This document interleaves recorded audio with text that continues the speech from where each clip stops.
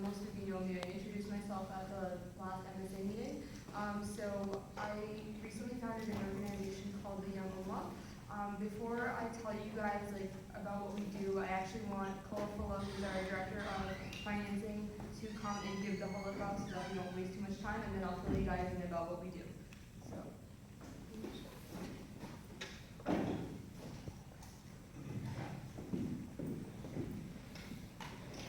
Assalamu alaikum wa rahmatullahi wa barakatuh.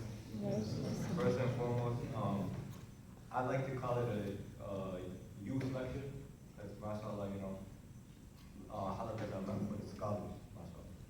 Bismillah walhamdulillah wa salatu wa salam ala rasulillah wa ala alihi wa sahbihi wa man wala. So, mashallah, Eid al-Adha just came. So Eid Mubarak to everybody. What this lecture is basically going to be about is commemorating Ibrahim alayhi salam, his life, commemorating the significance of Eid al-Adha, what is the meaning behind Eid al-Adha, and how we can make that relate to you guys. So first and foremost, I want to ask you all, and mashallah, everybody's all over the place, but I want to ask about Ibrahim alayhi salam. He has many titles, and I was wondering if some of you in the crowd can answer me some of those titles that he was given. So if you guys can give us, some of you can raise your hand and give us an answer, inshallah. What were titles that Ibrahim alayhi salam was, given? Khalil. Yes, Khalilullah, the friend of Allah, which is one of the highest titles, mashallah. Any other titles? Mashallah, hopefully we can see some of the sisters answer. No? Any other brothers? Alright, so I'll give you some. Another one was that he was called an ummah in one person. Like, literally, a one-man ummah. He was, scholars say he was the only Muslim at his time. And what he did was, he brought Islam. And he's the one who actually was known to be the one that referred to the followers of Islam as Muslims. It was in the Quran, he was the one who began through Allah, of course, he was the one who referred to the people as Muslims. And now, Rasulullah sallallahu alaihi wasallam refers to us as Muslims. That is who we are, mashallah. When we think about all the contributions that we're witnessing, when we look at everything that our ummah has done, everything Rasulullah sallallahu alaihi wasallam has done in the Sahaba, we can literally trace it back to the contributions, to the sacrifices of Ibrahim alayhi salam. Sayyidina Ibrahim was one of the greatest messengers in Islam and in human history. And one of the main points we wanted to talk about is how active he was at a young age. Scholars say, I want to ask you guys, how old do you guys think Ibrahim alayhi salam, give me a guess of an estimate that some scholars say Ibrahim alayhi salam, how old he was when he began spreading Islam? 70, 75. 70, 75. Whatever the age of a fata is a youth. Oh, when he started spreading Islam, sorry, I thought when he became a parent. Before he became a No, I thought that I gave a guess when he became a parent for Ismail. You said As a fata, which I don't know, that's like 10 to 13, maybe 10 to 15. okay. 16. 16? Actually, Ahmad is the closest. Scholars say that he was 13. And this is an estimate. Like, don't make that a fact. This is just one of the narrations from some scholars. 13 years old. And at the age of 13, mashallah, all of us here are in college. We're trying to help ourselves right now. This man was literally debating kings, literally debating his father and his entire community, trying to call them to monotheism, to Tawheed. And this is honestly one of the biggest, in my opinion, one of the biggest points in this lecture, that as a the power of a young man and a young woman, mashallah. At the age of 13, this man, mashallah, Ibrahim alayhi salam, literally was debating his father about theological concepts.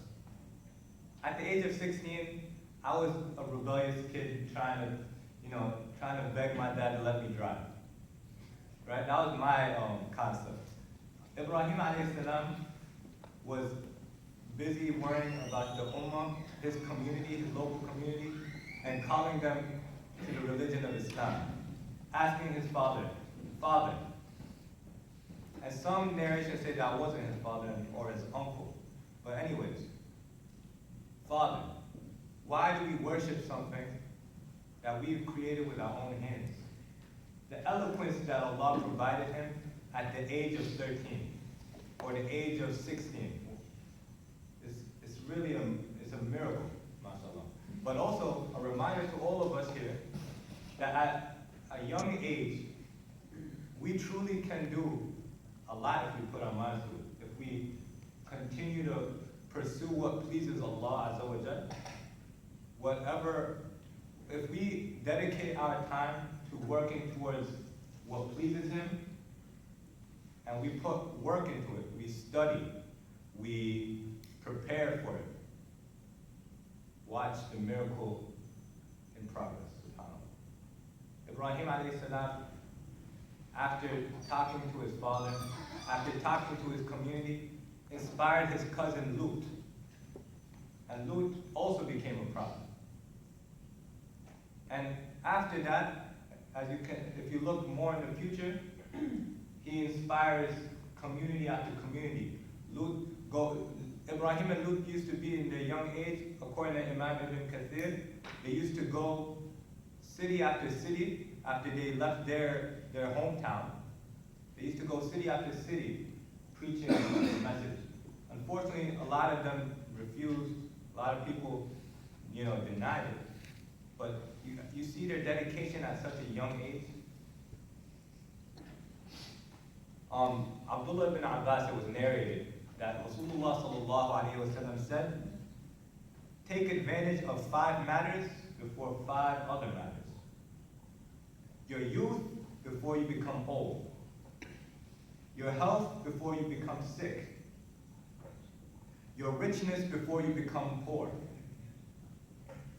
And your free time before you become busy. And your life before your death. And this is in the Musnad of Imam Ahmad, Sahih. And this is a very heavy hadith that really shows, it really proves Ibrahim alayhi salam dedication at such a young age. He not only, in his free time he was preaching the word of Allah. In his free time he was reaching out to his community, asking them to live a lifestyle that is pleasing to Allah Azza wa Jalla.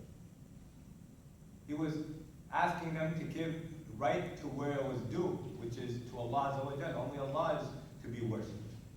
Right? And this was in his young age, mashallah.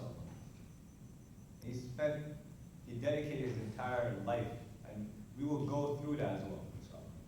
The second point I wanted to make in this lecture is the story, of course, of Ibrahim alayhi salam and his wife Hajar radiallahu anha and their son, the newborn son Ismail.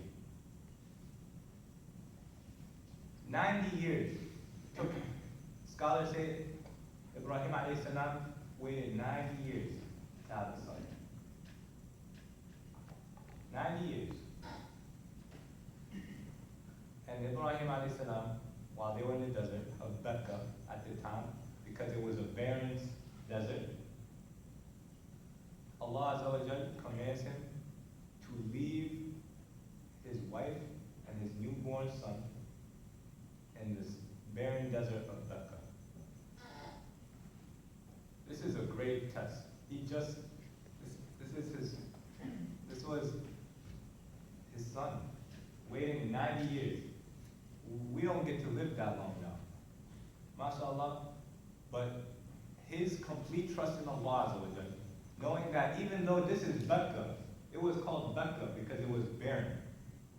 I know that Allah Azza wa Jal will provide my son and my wife. And he let them go. He told them that you must stay here. And I want to show you guys the beauty and the wisdom and the faith of our mother Hajar. What was her only question? I want to ask people, what was her only question? Sister? Yeah. Asked, is this from Allah? And he said yes, and she said okay. Exactly. Barakallahu feek. Exactly. That was all that she asked. All she asked was, even though I'm in the barren desert of Becca with a newborn baby, is this what Allah commanded you to do? As soon as Ibrahim alayhi salam said yes, Hasbi Allah wa ni'mal wakeel. Only in Allah do we find sufficient, right? And with that, not only and to get into more detail on this, to show you her faith, did she, after he left, what did she do? She stayed in that area. She didn't go try to chase Ibrahim alayhi salam, try to follow him. She stayed within that boundary when she went up Safa and Marwa, going up and down, looking for somebody to help. She did her part. She was looking. She wasn't just going to sit there and, Allah al-Musta'an, just going to do nothing, but we're going to, somehow, provision will come. No, she did her part. But she also stayed within the boundary that she was told to stay in that desert. And of course, because of that, Allah's promise was given. The people, a tribe that scholars say, according to Imam Ibn Kathir, came from Yemen, and they're the originators of Arabic, actually. They came. And, sorry. I messed up a little. Hajar radiallahu anha and Ismail, of course, we know the story of Zamzam.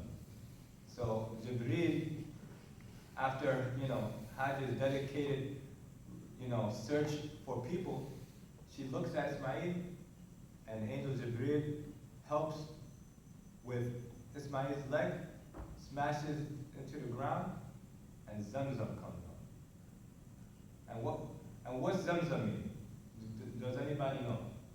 Because Hajar told the water, zummi, so like the water, because it was splashing everywhere. Yes.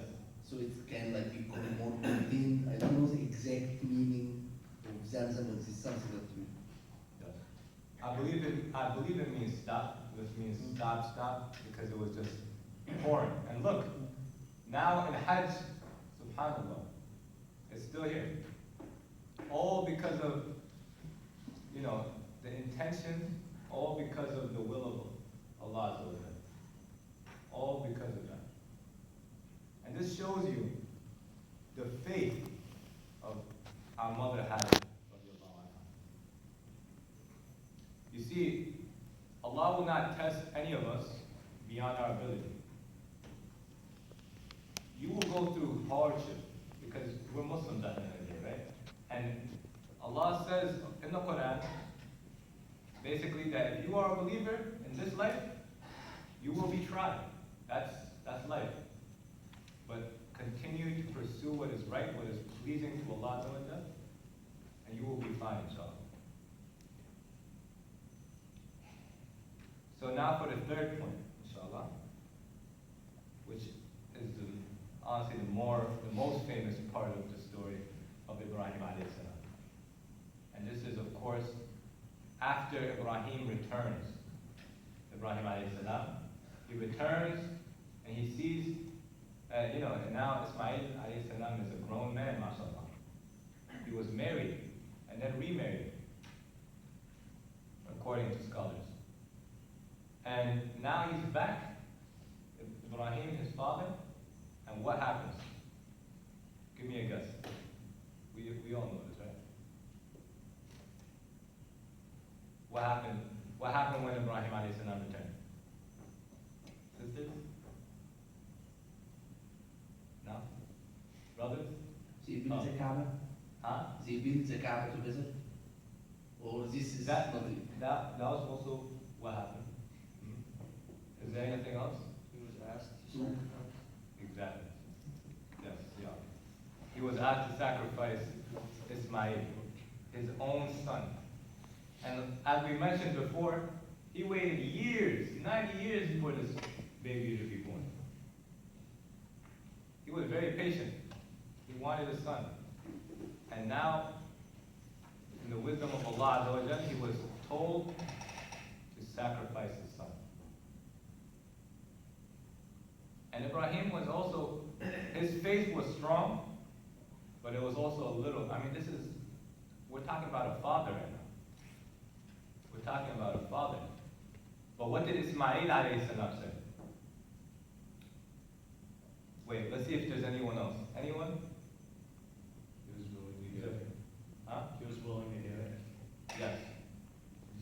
Anyone know what he said? افعل ما تؤمر ستجدني إن شاء الله من الصابرين. Can you translate that word, Sally? Do as Allah order you, you will find me, inshallah, to patience and bearing. Barakallahu feek. May Allah reward you. Now, exactly. Ismail was 100% cool, 100% in submission of Allah Azza wa Jal, and told Ibrahim basically to do what he had to do because Allah told him to. And this is such a heavy, heavy responsibility.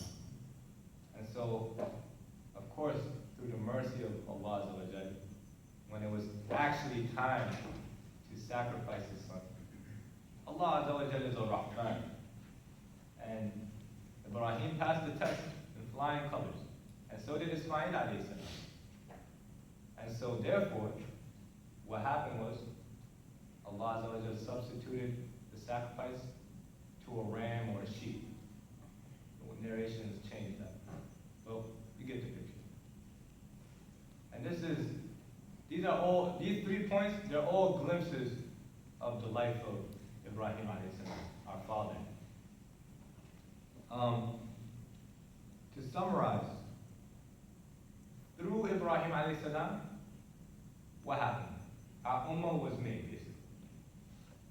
Ibrahim alayhi salam prayed after Ismail and Ishaq that, his progeny would flourish, that his progeny would continue and to have more prophets. And Allah Azza wa Jal, of course, always fulfills his promise. There comes Banu Israel, and of course, eventually, our beloved messenger, Sallallahu Alaihi Wasallam. A few little points until we conclude, inshallah. One gem that I thought was really special, that I think we can relate to. When Ibrahim alayhi salam and Ismail alayhi salam were building the foundation of the Kaaba, they made a dua that I think we should all try to memorize. But not only that, we should all try to reflect upon. When they were raising the foundation of the Kaaba, they made a dua. رَبَّنَا تَقَبَّلْ مِنَّا إِنَّكَ أَنْتَ السَّمِيعُ الْعَلِيمُ. And this dua is my favorite personally, right? It's the dua of acceptance. Because At the end of the day, Allah Azza wa Jal commanded Ibrahim and Ismail alayhi salam to build this foundation. And at this time, there weren't many Muslims. They might not have seen the fruits of their labor. But what were they doing it for? They were doing this for Allah Azza wa Jal. They were doing this for our Lord. And look now, look at Hajj. Millions of people come to Mecca now. At the time, when they were building this, Ibrahim said, okay, I will build this. But who will come? And Allah Azza wa Jal basically said, that's my job. I'll take care of that. And in the Quran, in Surah Al-Hajj, he says, there will be people from all over coming in worship of Allah. And as we can see, that's obviously a reality. Obviously a reality. But you see, the intention of Ibrahim alayhi salam, the intention of Ismail alayhi salam when they built this, and when they made that dua, when they were asking for the acceptance of Allah, notice they didn't say, oh Allah, make this the dopest Kaaba on the planet. Oh Allah, make this the most successful thing on the planet. No, they asked specifically, oh Allah, accept this from us. When the many floods came and destroyed the Kaaba, there was a narration, and I learned this in Texas, that there was a flood, the flood during the time of the Prophet, sallallahu alaihi wasallam. The Banu Quraysh actually wanted to rebuild the Kaaba from the ground up. They wanted to destroy the foundations. They were going to destroy the foundations. That was their intention. When they came to it, it was well guarded by scorpions and snakes. And something I always found interesting about Banu Quraysh? Even though at the time they were mushrik, they knew their history very well. They knew their history. And they said to themselves, this is because of Ibrahim alayhi salam and Ismail alayhi salam. They knew these people. And it's amazing to know that it shows you when Allah accepts something, that's all you need. That's literally all you need. They of course did not destroy the foundation. And the foundation is still here till this day, and inshallah, of course, till the end of time. This is the power of that dua. So when you are going to take a test, or when you're going to do something good, make sure your intention is that Allah accepts it. Not your parents, not your friends. Make sure that Allah accepts it. And that way, that's all that matters. When you get Allah's acceptance, you will get everybody's acceptance. Just think about it that way. Allah is all that suffices. That's my favorite gem in the life of Ibrahim alayhi salam.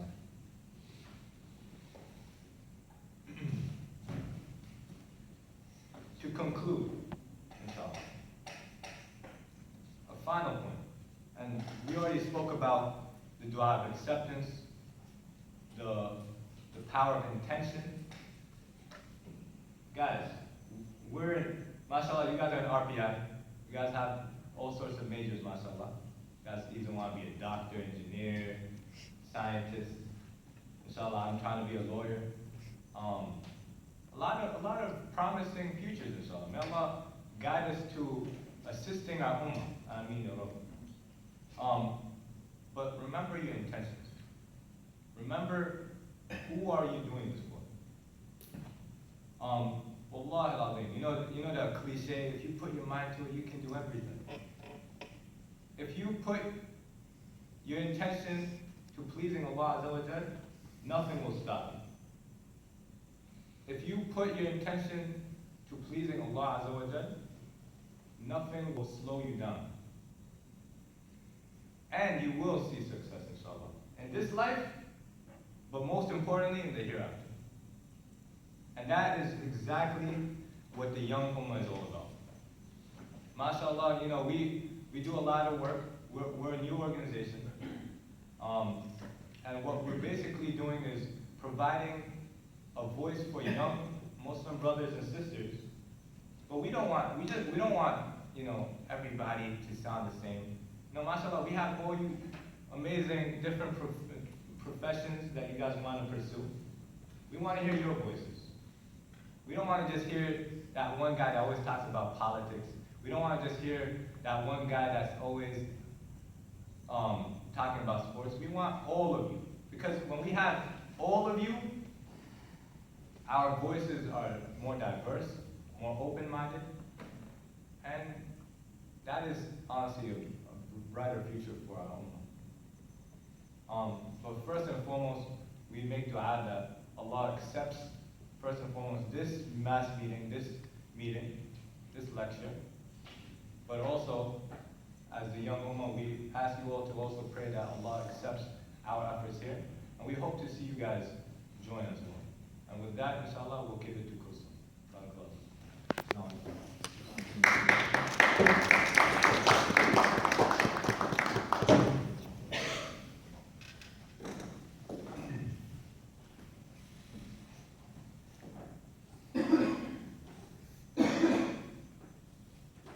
Okay, well, that's loading. I guess I will talk to you guys a little bit about what we do. So, Khalifah put it very well about what the Ummah is. But basically, our motto is a voice from the youth for the youth. So, we want to give a platform to anybody, not just in the capital region, not just in New York, but basically anyone across the nation to put their voice out there. There's so many of us, and we're all studying all different types of things. We're majoring in everything from engineering to medicine to political science, you name it. But often I feel like, especially as college students, we get so consumed with our studies, and sometimes like the main priority is like, oh, I need to pray 5 times a day, but then we don't really focus on like the other things that we're going through, and we don't realize that sometimes like the experiences that we have, other people can learn from them. Other people can learn from what you're saying. Some of you guys write so well. You post awesome Facebook statuses. You don't even realize you're educating other people. You can turn that into an article. You can turn that into a post that other people can benefit from. So, okay, let's get a load. We have a website called theyoungummah.org, and basically on the website, anybody can just copy and paste an article and submit it. And we have all different types of categories. We have one of them called Food for Iman. We have Identity Crisis. We have Islamic Studies. You can post in anything. You just have to tell us what category you would prefer. And then within a few days, once we get your article, we will respond to you telling you either you need revisions or we're publishing it on the site. Are you okay with that? So, yeah, eventually it'll come up so I can show you guys what I'm talking about.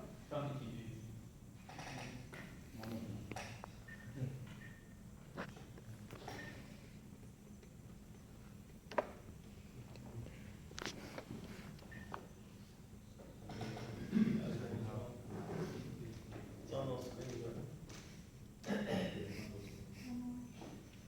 Hi, Is it on the screen? yeah. You guys can see it? Okay. Yeah, it's not very good. Okay, that's fine. As long as you guys can see it. Okay, so let me show you guys our team.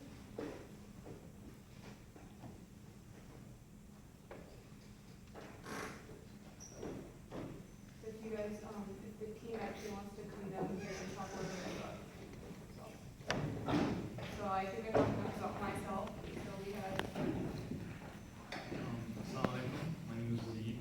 I'm a board member for the Young Ummah, and basically my job is basically to supervise all the other positions, and also to meet with other board members to make important decisions about the organization. You know where we are and where we want to be headed.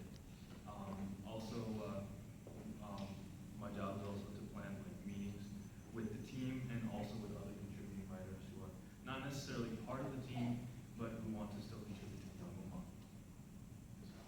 Assalamu alaikum. My name is Daf